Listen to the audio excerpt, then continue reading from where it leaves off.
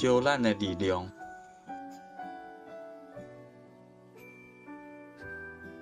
球王比利出世伫个巴西，伊一个散车庄脚，伊自细汉就足喜意踢骹球的，真早就展现出惊人的天分。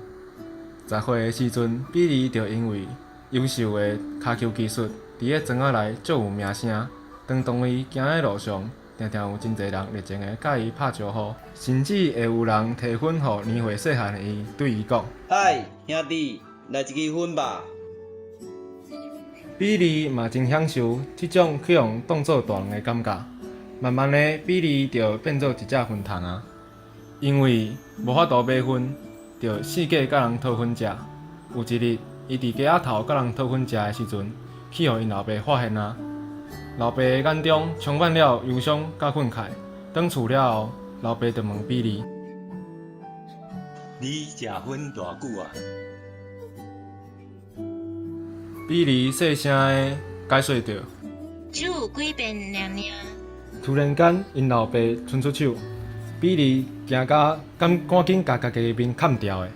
因老爸毋捌甲伊拍过，毋过比利知影即摆家己真正做毋着代志啊。毋过想袂到的是，伫个伊身躯顶落来的，并毋是所想的脆皮，确是一个真大力的烧篮。老爸将比利揽伫怀中讲：今日你会当成为一个伟大的运动员，但你若无爱惜身体，怎样伫比赛中维持体力呢？如果你染着歹习惯，你骹球生涯可能到这为止。将来的路要安怎行，你家己决定。刷落来，老爸摕出伊的皮包，摕出上尾的2000元。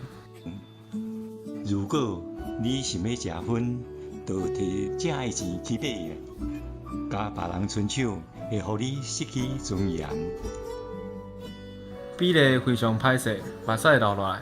当伊也哭起来了后，发现因老爸面头顶嘛是目屎流目屎滴。自迄天开始，比利就毋捌阁食过粉啊。凭着伊优秀的技术，伊变做一个真伟大的选手。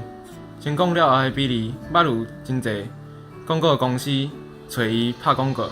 毋过毋管偌济介绍，伊拢无爱拍粉酒的广告。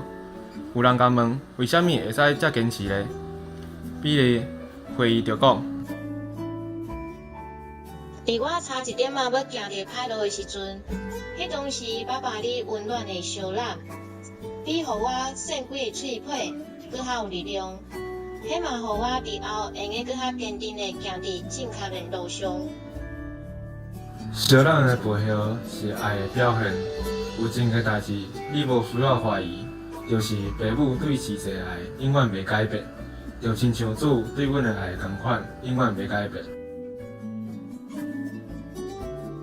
虽然有时阵，阮会无同意主对阮的安排，毋过阮绝对毋免怀疑，深爱阮到底的爱，就亲像爸母对逝世的爱同款，袂因为一寡无下就改变。